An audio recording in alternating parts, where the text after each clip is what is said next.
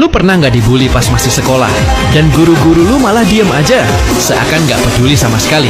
Padahal tiap hari lu dikatain, dijauhin, dihina. Kadang disikut juga, tapi nggak ada yang bantuin. Guru cuma lihat dari kejauhan, terus balik lagi ngopi di ruang guru. Kayak nggak ada apa-apa. Pas lu coba ngomong pun, jawabannya cuma sabar ya, atau malah dibilang lebay. Tapi beda banget pas urusan uang. Telat bayar SPP seminggu aja, langsung lu dicap pembuat masalah. Disuruh maju ke depan kelas, dipanggil orang tua segala, dimarahin seolah lu maling. Lucu ya, dibully dibiarkan aja. Tapi kalau soal tagihan SPP, langsung dikejar sampai ke rumah. Sekolah tuh harusnya tempat aman, bukan tempat yang penuh tekanan.